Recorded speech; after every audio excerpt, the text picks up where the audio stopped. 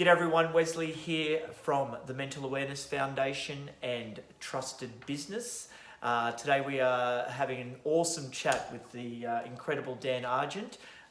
We've been obviously talking about the Mental Awareness Foundation, the Walk for Awareness, and then also just, I guess, some tips and tricks of how Dan deals with stress and the real estate industry and most of all just life. So if you haven't seen part one, stop and then go back and then come back to part two. So Dan, mate, if you watch part one, you can see snippets of the DNA of you caring about people and giving back. And that's one thing that particularly over the last 18 months, I have been seeing within Dan.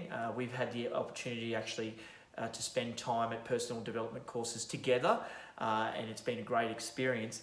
But mate, before we go into that DNA, I think it always sort of starts earlier than that. You know, can you just tell us a little bit about growing up as a younger boy and perhaps, you know, leading into where we are now and, you know, I guess starting of where that DNA of giving back has come from? Where giving back has come from? You know, I mean, I saw a really great work ethic in my mum, which I talked about in episode 1, and I learned that and I've applied that to my own life. And so I've been, I guess if I look at my life now, I'm 36, and if I look at my life now compared to 20 years ago or even earlier, it's chalk and cheese. Yes. We had no money. My mum worked 3 jobs. We rented our whole life, and now I'm blessed to have this beautiful home and great business, and I bought my mum a house, and that was, and so my life now is completely different from what it used to be and what it could have been. And so there's this great saying which it's, to those much is given, much is expected. Yeah. And I love that, and I think there's something in that I feel very blessed. Yeah. I don't take all the credit for it. And I think that when you've been really blessed, then the right thing to do is to help others. For me, it's the right thing for me. Yeah. And knowing what you know now, if you could go back to that younger self, what would you say to that person? I would certainly tell myself to enjoy the journey more. Yeah. Absolutely. And I would also, I think I would also start giving back earlier. Yep. Because, and hopefully this answers your question and doesn't kind of jump to. No. But for me, it's all about the definition of success. Right? So until about 18 months ago, so if I kind of go back, like I got into real estate when I was 20. I grew up and I experienced the pain of having no money. Yeah. No money shit, because when bills come in, it's stressful. It's stressful, yeah. You want to do things, you can't. And you know how you kind of pick up on like feelings? And I remember the feeling of how my mum felt when the school fees would arrive, because one of the reasons my mum worked so hard was to be able to afford to send me to a good school, because she didn't get a very good education and she wanted me to have the best education I could. I think she felt that held her back a lot in life, and maybe with a better education I could be more successful. And I remember the anxiety when the school fees would arrive, because it was expensive and she didn't have much money. And so just kind of, I kind of in my mind attached happiness to money. Yeah. Because I attached unhappiness to no money. Right? And so I was like, lots of money will make me happy. And so, kind of that's what I was real hungry. Yeah. I used to do everything. Like I'd go to Sanity or HMV music stores every Thursday night, buy the latest CD, come home. I had a CD burner. Remember those? Remember CDs? And I had a burner, and I'd stick the CD in, and then I'd go and buy. It's a round thing, silver, about that big. It's like goes into. It's like the old player. Spotify. Yeah. It's between records and Spotify, and I'd burn heaps of copies, and I'd sell them at school for $5 each, and I'd buy and sell anything to make money. And I remember one of my school teachers said to me, "You're either going to end up really successful or in jail." and I haven't gone to jail yet. So, but I was hard out hungry for money and success. And so from about 20, when I got into real estate, I saw it as the vehicle to money and success. And so I've just chased after it hard for 15 years. And I wrote out these goals. In fact, the first guy I worked for, he said to me something that really actually started to change my life, and that was that you can have anything you want in life if you're willing to set goals and work hard. And I thought, anything? So I wrote a massive list of stuff I wanted, and this was like all of my hunger coming out on a list, right? And I wanted to buy a house. I wanted to buy my mum a house because we'd rented their whole life. I wanted to buy an investment property every 12 months. I wanted to start my own business. I wanted a Porsche 911. I wanted all this stuff, right? And over the last kind of 10 to 15 years, I've set out on achieving all of those things, and I have everything on that list. And then, for me, the last thing on that list was buying a Porsche 911, because I remember even back then feeling like, to spend over $250,000 on a car, maybe if you've achieved all this other kind of stuff, then that might be, something that you could do. And I got my Porsche, and it was the most empty feeling because I'd achieved all of this stuff, and kind of in those thoughts when I was younger that money will make you happy. Yeah. And I got it all, and it was meaningless because I'd lost everything that actually mattered, which was like family, health, close friends, stuff like that. And so I've just redefined success. So for me, if you had said, well, what does success mean? I'd say like be number one, money in the bank, the properties and the cars and all that kind of stuff. But now my definition of success is health, wealth, growth, and contribution. And so, I say health because you can have all the money in the world, but if your health goes, you're fucked, right? Correct. So, like, health has to be a part of success. Wealth, sure, it is a part of success. Like, I've had no money and I've had lots of money, and lots of money is definitely better than no money. But it doesn't, everyone says it doesn't make you happy, and it doesn't make you happy. So it's only a part. Growth. We talked about it before in episode 1. It's not about the destination, it's about the journey. The biggest thing about the journey is the fact that if you're here and you want to go here, you've got to grow to get there. And the more you grow, the more you have to give. Like every time you learn something, you now have that as a tool that you can give to someone else, or knowledge or experience or whatever. And that's kind of what I'm doing now. I spent 15 years, growing a real estate career. I was in the top 0.5% of all agents in Brisbane last year. But now I've got all the knowledge of how to get there that I can just give to other people. And then ultimately it's contribution, and that comes back to giving, which is, what you were talking about is, nothing is more fulfilling than growth. Contribution. Nothing, but you've got to grow to give. So you've got to grow to give, and nothing's more fulfilling than giving and contribution, and seeing the difference that you can make in other people's lives. And mate, thank you for your transparency with everything, mate. It's a lot easier for people to relate to, and you can see that Dan's a high achiever and done very well in life. But as he said, we have these material things. It doesn't make you a happier person or a better person. It all starts from within, but then also coming back to that health, mental health, physical health, all those things. And I think if anything, if you can get out of this conversation that we're having here today, Dan's now success in terms of him as a person, coming back to his health.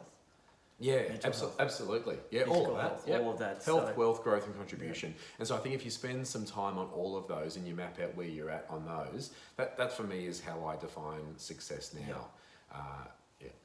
And I think also just, touching on, like, mate, you've got a similar upbringing to me. My parents were workaholics, or they had to be because we didn't have a lot. However, often it's not, not many people choose to be a workaholic. Like, it generally does come from a genuine need. To work hard. My mum had to. She was a single mum.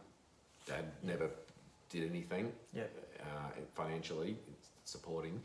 us. And I mean, your parents are the same, right? Yeah. They had to do it. And now I've got an appreciation for that because it's given me skills or traits to want to work hard, to want to give back, Yeah. but appreciate what they did for the sacrifices that they did for us. Yeah. And mate, this leads into my next question. You know, we've talked about the DNA that's within inside of you. Mate, education, particularly for you, is something that's important. Yeah. But obviously you're saying that your mother made that an important part and hence stress came from the school fees, but her wanting to give you an education was particularly important. So why is education important to you? You know, for kids to thrive and have the best chance in life, they need two things: a good education and love. Yep. I mean, that's what humans Yep. need to thrive in early Yep. childhood. And so, we can help with that education piece. And I think a good education is what sets you up in life. And we know kids that don't get a good education, don't finish school, are 8 times higher likelihood to end up with a criminal conviction, high unemployment, mental health issues. Very little good comes from not getting a good education. Yeah. It is the building blocks to thrive in Yeah. life. And I know that I wouldn't be where I am today if I didn't get a good education and if I didn't go to a good school. Because, that comment of you're either going to end up successful or in jail, well, it was true because I was like real fucking hungry and I was going to succeed one way or another. And if I had have been around different people, I could have been selling drugs, not CDs. Yeah. And so, I mean, this is important. And so I recognise and know that I wouldn't be where I am today if it wasn't for the sacrifice my mum made and the education that I got because of that. And so, again, too much is given, much is expected. And I really just want to be able to give back and help others. And what started that, if you want me to go into it? No, I was going to lead to, obviously, giving back's a big thing. And now you're doing that with your charity that you've created around education or wanting to support people in education. I'd love you to just talk about that. Yeah. I think it's really cool. Yeah, so what started it was that, when I lost my mum about 4 years ago, I thought, what can I do in her honour? And I thought about, that feeling of stress when the school bill arrived and how hard that was. And I thought, if I can take that stress away from someone else, and I'm in the fortunate position to be able to do that quite easily now, then that would be really special. And so I went back to my old school and I said, have you got any, single parents that are really struggling at the moment financially? And they said, yeah, we've got a family that's really hard up at the moment. And I said, cool, here's the money for their school fees for the next 12 months. Don't tell them where it came from. Just tell them, it's been covered. And I thought, if someone ever rang my mum and said, you don't need to worry about the school fees for Dan this year, they've been covered, that would have had such an impact. And I thought that is going to have that impact on someone's life, and I went back again and again and again. I kept doing that every year.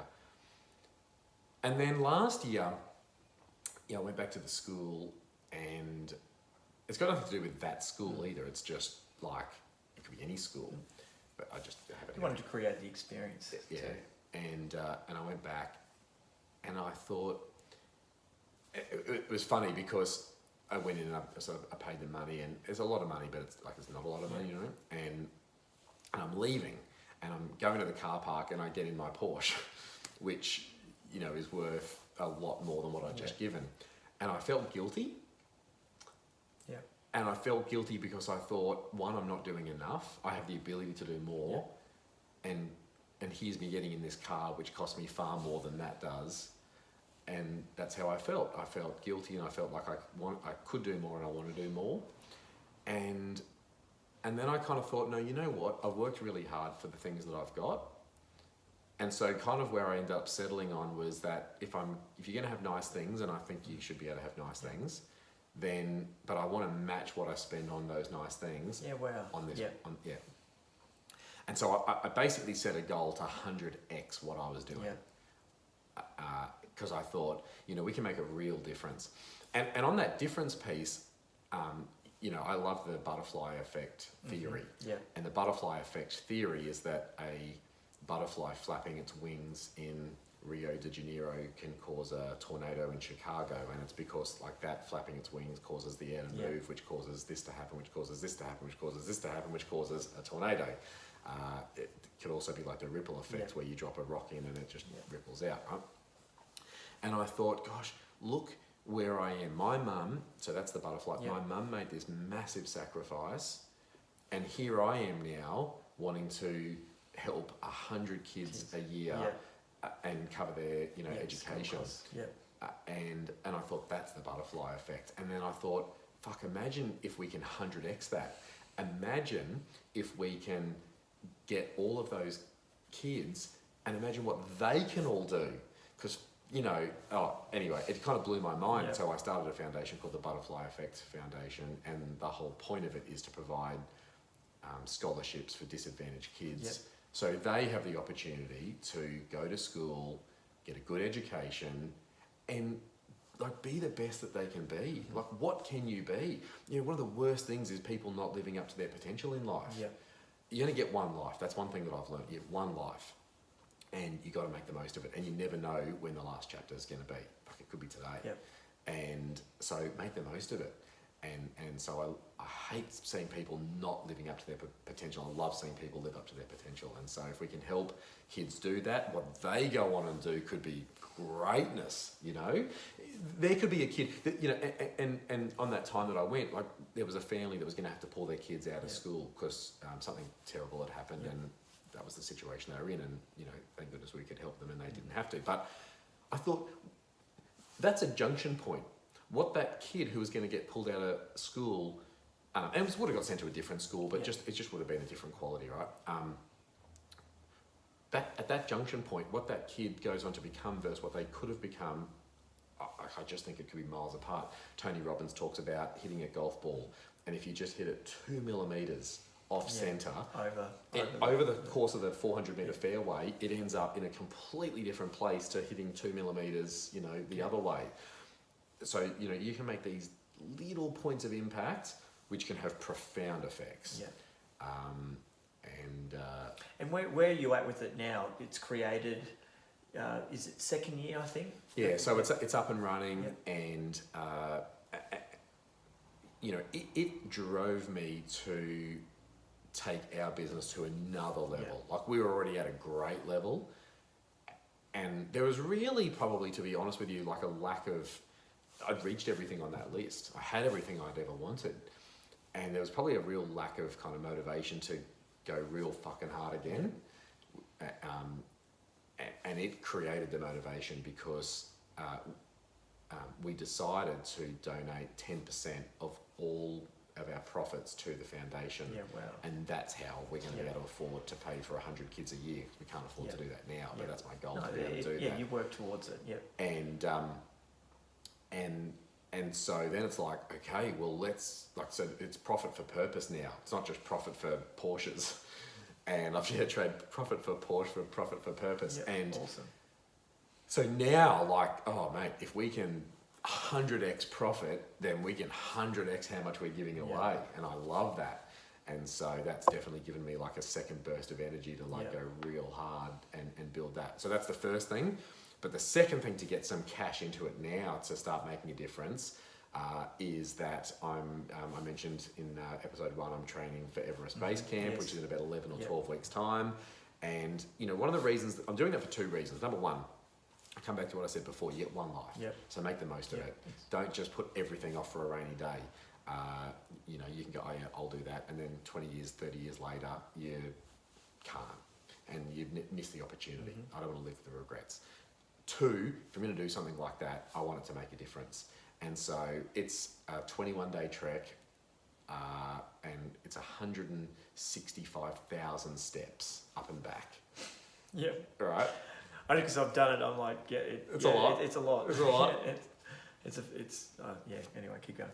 And I thought, if I can just get $1 per step, just $1. Yeah, absolutely. That's all I want. Yeah, it's 165. It's $165,000, and $165,000 will fund over 300 kids to go to school for a year. Wow. Around the world. And Yeah. I thought, that's an awesome start. Awesome, mate. That's an awesome start. So I started a website, which is sponsorastep.com.au, and you can go on and you can donate $1, or you can donate $5, or you can donate, more. Yeah.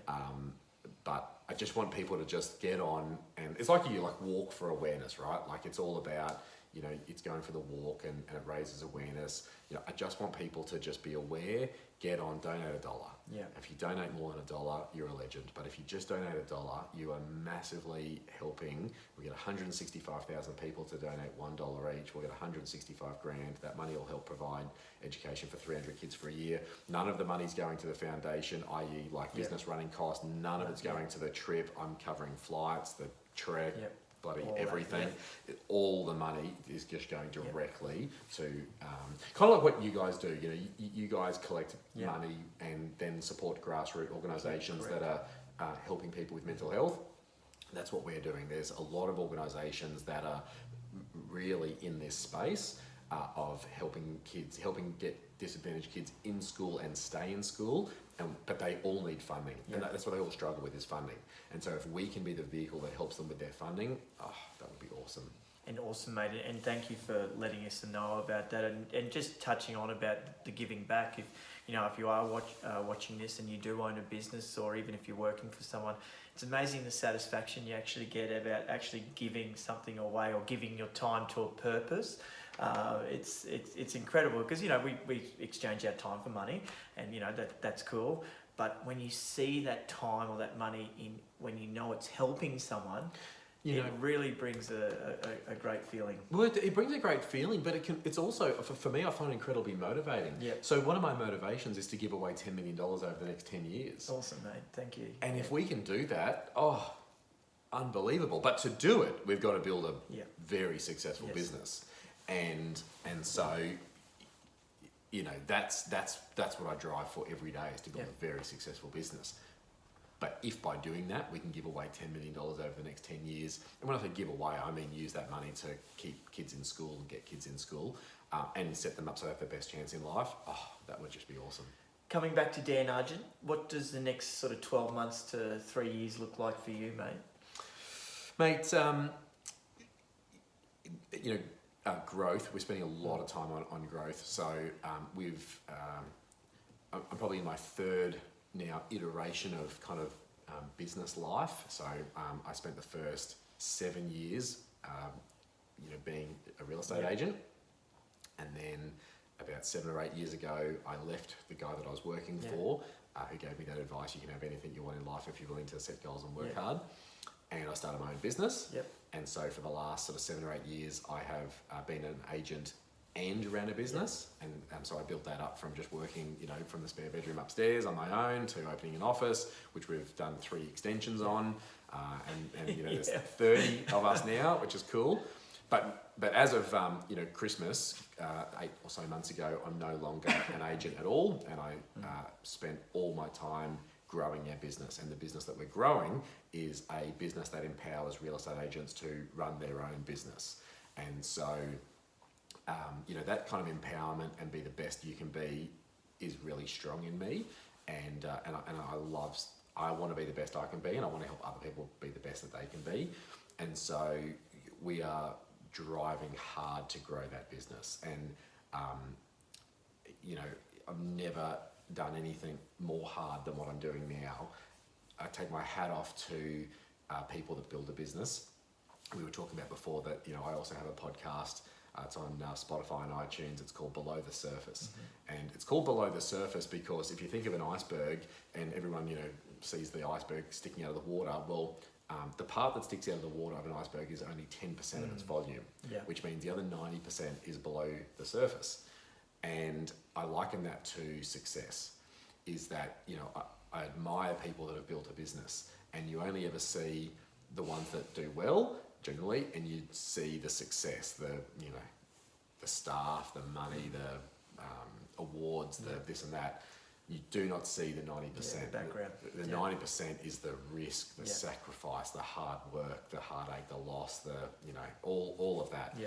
And so that's what I'm building at the moment. It's a lot of fun. It's very hard. So for the next 12 months, for the next 3 years, that is what I'll be doing, is building that.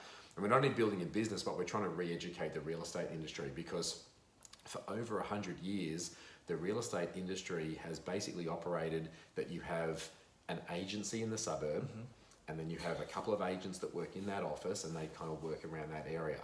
And that used to be totally appropriate, because before the internet, if a buyer wanted to buy a house in the area, they would go to the local area, look in the agency window, see the cards, talk to an agent who was working in that office, get in their car and drive around.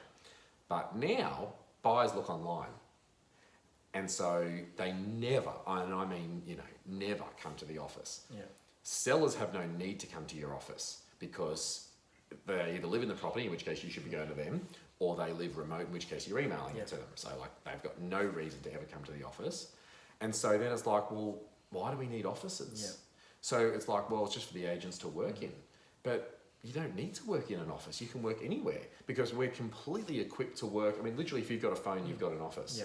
And for anyone who saw the Drive by Dan episode that I put up with Grant Cardone, he says that, he goes, offices they're done, they're going. Frank Lombardi in a very early episode of Drive by Dan said that that if you've got a phone, you've got an office. So when you look at it, the office is what's taking all of the agents' hard-earned commission, because the way the industry has worked for a really long time is that you've got these individual offices, you've got a franchise that sits over them. That franchise takes 10% of every commission. Yep. That leaves you with 90%. The office and the agent generally split that 50-50. So now the agent is getting 50 of 90, which is 45 of the total commission. 45 generally is going to include superannuation, so now you're down to like 39%, and out of 39 you've got to pay tax, so you're probably going to get about 20%. Yep. So you're going to do 100% of the work and get 20% of the commission. And why? Because over 50% is going to the office that you don't need and the franchise that you also don't need. Sellers list with people. They don't list with agencies anymore. And so what we do is we believe that the future of the real estate industry is agents. Yes. Freelancing. The individual. The agent is the hero in the transaction. And so what we do is we put them on a pedestal. We empower them. We empower them to work for themselves, run their own company, work directly for clients, and take a huge, generally 50% more of the commission than the industry standard is at the moment. No franchise fees, no exorbitant office costs or anything like that. And so, not only are we building a new business, but we're trying to change an industry that has basically remained the same for over 100 years. But the beautiful thing is that if I come back to what we said right at the start of episode 1, it's all about providing value. Yep. If you provide value, you're always going to win. And we provide a shit ton of value, because what we do is we empower those agents to run their own business. We basically allow them to focus on what really matters, which is listing and selling real estate. And we look after all their admin, marketing, trust account, training, coaching, software, access to all the different real estate portals that they need. And we also have a co-working space that they can use anytime they want. So, there's a few different models that are trying to disrupt our industry by being cloud-based. Yep. And I don't believe that's the future, because community is so important. You have to come together at some point. You've got to come together. And so I kind of see real estate agents of the future, over in today, like bees. They're all out collecting the pollen, flying around, buzzing, meeting other bees, and doing their thing. But we provide the hive. And the hive is there, they all come back to the hive, and that's that community part, that's that cultural part. And so we provide all of that, and we do it for a really small margin. And so our agents, depending on their level of revenue, are taking between 70 and 85% of what they're generating. And in my opinion, that's the way it should be. We're a service provider to the agents, and our clients are real estate agents, and then buyers, sellers, landlords and tenants are their clients. And that's, again, like that 2 millimeter shift. It's a small shift, but it has enormous ramifications. And it comes back, actually, Richard Branson talks about your most important customer at being a business owner is your staff. And mate, thank you for sharing that. Actually, I think I know what your billboard message might say, but I asked off air before, but what, if you had a Can chance you tell me to what it would say? What would it say? add value. Add value. Well, that's what I'm now thinking, because Yeah. really, I think the You know- first two you- episodes you know what it would really say? talked about add value. You know what my billboard would say? Tell me. Status quo sucks. Okay. Yep. Fuck the status quo. Yeah. Like, stand out. Yes. Be a purple cow. Do what you want. The amount of people that have told me that I can't do things. Someone this morning said to me, you'll never get that. Fuck you. I will get that. I'll get that just because you told me not to. Yeah. You can't do this. The status quo sucks. You just don't have to stay in the train lines. You don't have to colour. I know you taught that as a kid, colour within the lines. Fuck the lines. Yeah. Just do whatever you want. Within, as long as it's legal. But within that, go hard. Yeah. Because, I think we're just trained to be like sheep, follow this and just do it this way. And like, no one ever like sticks their head up and kind of goes, why not? Have you ever seen the movie Madagascar? And the zebra, and the zebra's like, why are we in a zoo? Yeah, let's get out. Let's get out of here. And they go on this great adventure. I love that. I love the movie. I love the story. I love the zebra. Why? Why stay in the zoo? Yeah. And so I've certainly applied that to my own real estate career, trying to apply it to life. And, and we're certainly applying that to the business that we're building now is fuck the status quo. Yeah. Just because it's been done this way since 1888, it does not need to be done this way for the next 120 years. It's just that question: how can we do it better? How can we do it better? That's what you're doing. Yep. Man, fuck the status quo, add value. Yeah. The battery, the priority of your 20%. Man, what a great interview, man. Thank you. Now, rapid fire questions. Okay, Here we go. let's go. Here we go. Let's We're do on this. the tail end. Yeah. Let's go. If you've been watching, thank you for coming this far. Let's go. Mate, if in two sentences, tell me a little bit about yourself. Walks on the beach. Mate, look, I'm just having a crack in life. I'm having fun. I enjoy life. I want to get the most out of it. Awesome. I like people, and I love travel. So all those kind of things. Yeah, I love travel. I love adventure. Yeah, what did Tony say? Try and put more life into the years that you have. Yeah. We never know how many years, it could be X, but try and squeeze as much as you can into that life. Yeah. Mate, back I at feel school, like we're speed dating. Are you going to say something like, do you come here often? do you come here often? No. What is your favourite class to attend? Class? Favourite school class, I should say. Back at school, what was your favourite class to attend? The not going one? Yeah. No, I'm kidding. Yeah, the not going one. I did home ec. Okay, yeah. Me and one other stitching. Yeah, well, it was two parts. So there was sewing, and then there was also cooking, and it was only me and one other guy in home ec, and the rest were girls. Why do you reckon I liked it? It was a cool class. All the other guys were idiots for not. It was the food. Yeah. It was definitely the food. Mate, is there a favourite class you teach at all? Do you teach anything, or if you could teach, what would that be? Life skills. Yep. And we actually try and do that in our business. Awesome. I've got this beautiful opportunity. I remember kind of coming out of school and learning so much and thinking, why don't they teach you this shit in school? Why do they teach you? This might sound weird to some people, like dumb shit like history and I don't know. We did graphic. I don't know. Anyway, it's just so many dumb classes, right?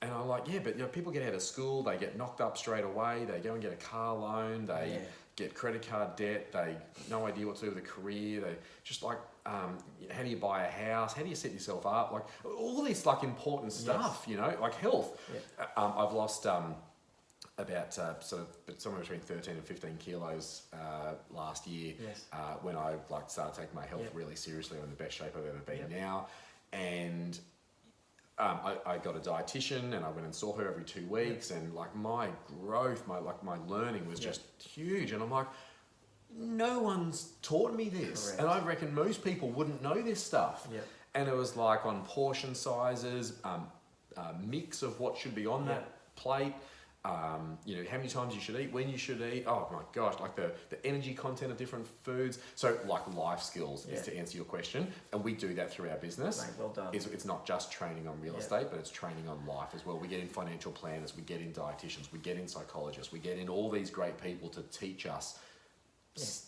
like how to live a great life. Yeah. And it's funny, mate, you just sparked off a memory. I remember getting out of school, and when I turned 18, I was January, so basically finished school November, I was 18 in January.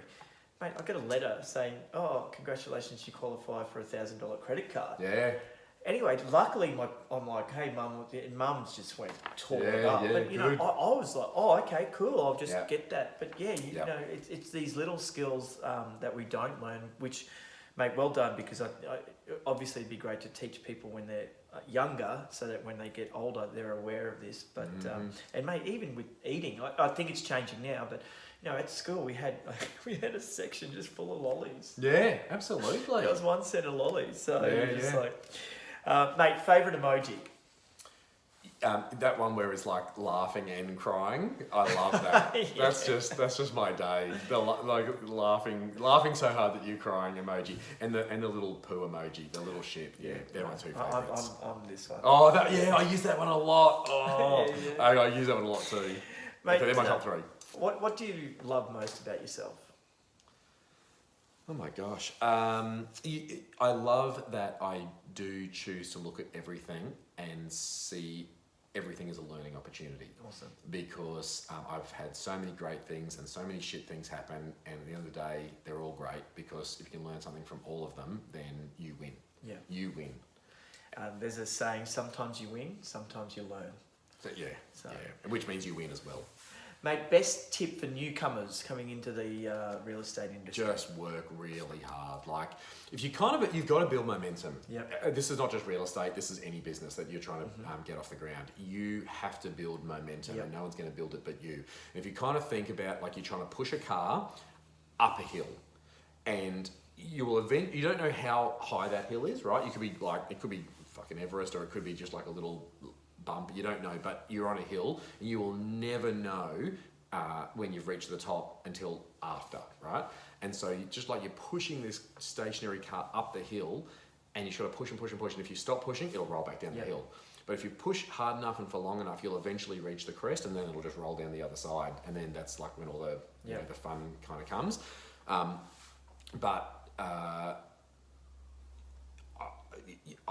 I see so many people stop pushing too early. A bit of resistance, and they're like, a bit of resistance, out. And I just think, oh my gosh, you are so... the amount of people I've seen over the years stop before the top of the hill, let it roll back down the hill, mate, more than I can count. And I just think it's so sad. So it comes back to that chipping away. Real hard every day, and it will come. It will come. It will always come. Like if I can do it, I got an OP17. I think I'm smart. I just didn't apply myself at school. What I could have got, I don't really know. I actually did get into law after school, because I went and did one course, upgraded my OP to like a 2 or 3 and got into law. Wow. So I just didn't apply myself in school. But I think that if I can do it, anyone can do it. Just don't give up. Don't give up. Mate, what song do you know all the lyrics to? I don't know the lyrics to any songs. I love music. I never don't listen to music, but I just don't remember the words to songs. Do you have a favourite song, perhaps? I've been listening to No Guidance by Drake, which he just released. It's Drake and Chris Brown, which is quite funny that they've done a song together, because they both dated Rihanna and hated each other. But I really enjoy that song at the moment. Didn't know that. But, come on, mate, give it the times. Give it the times, brother. I know. I'm so archaic in so many ways. But I love here we go. Favourite Instagram account? Oh, it's at Sold by Dan. Oh, that guy. And there's also at Drive by Dan. Those 2 accounts, oh my gosh. Have you seen them? Mate, I have actually. They're very inspiring and motivating, and there's a great person behind it. So, mate, probably the hardest question of it all, mangoes or oranges? Oh, mangoes 100%. Every day of the week. And mate, what are you most proud of? I'm proud at how far I've come in life from where I started. and I'm excited about the future and where I'm going to go. Yep. I'm proud that I've taken some of the things that have happened to me and used them as fuel to change. Because there was a moment where my life started going real fucking sideways. I'd achieved everything I ever wanted to achieve, and in that moment lost my marriage, and I was 15 kilos heavier than today, and other bad shit. Yep. And I remember being in this moment, and I thought, I could really go off the rails here. Like, I could let myself really go off the rails here. But I thought, no, you know what? I'm the author of my own book, and I can write the next chapter however I want. And that's not how I want to write it. Yep. And so I've used those things as fuel to change and improve. And I am proud of myself for that, because I could have gone a really different way. And I'm really happy with where my life's at now. So. And mate, and I'm proud of you, brother. Like, I've gotten to know you over the years, but probably particularly the last 12 months, and just seeing that growth in the last 12 months. And to be quite fair, mate, you've inspired me to want to be a better business leader, a better person, apply myself. Like, seeing what you've done, particularly then just in the last 3 months, is why I'm actually sitting here, because I'm just like, man, this person's incredible. But mate, most of all, your transparency. Like, whoever's watching this, you're either going to love it or hate it or whatever. But Dan, I've always been a believer. Just talk about your story. Yeah. Be the person that you are. It doesn't matter what industry you are or anything. Just be an open book, because it's just so much easier, and you're able to connect with people. And mate, thank you. And that charity that you've now created with the education, I think, man, I was getting emotional, because I know when we were going through school, it was hard for our parents to pay that. I didn't really see it, but looking back now, I know it was. Yeah. And because school's expensive. However, you're right, it is the foundation of sort of people's growth later in life. Yeah, so, absolutely. And I think, now, for maybe people watching this that resonate with that, and can I say a lot of people I've spoken to resonate with, their parents struggle as well, is that, you can start your own foundation, or you can go to your local school and pay for someone, or if you, just want to get on board with, the Butterfly Effect Foundation, that is what we do. And so it's a chance to give back. It's a chance to honour those that sacrificed for you to be where you are today, and it's an opportunity to pay it forward. And so, you can literally get on and sponsor a step. You can contact me through my Instagram page, Sold by Dan. Send me a DM, and I can share with you the foundation's details if you just want to do it direct. And if you want to help kids have the same opportunity that maybe you have, if you're watching this and you've done well in life, then that's a great opportunity. And can I just say, mate, I appreciate everything you said before, but I really admire you for building thank you, sir. The walk for awareness. And if we come back to like pushing that car up the hill, mate, you had 200, what do you have in the first year? 120. Yeah, and then it's grew to 250 and now 2,500.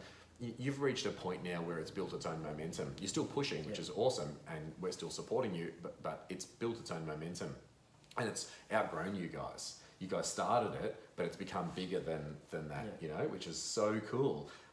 And I admire the fact that there would have been plenty of times where you could have stopped pushing, but you didn't, and now it's this, look at all these people, right?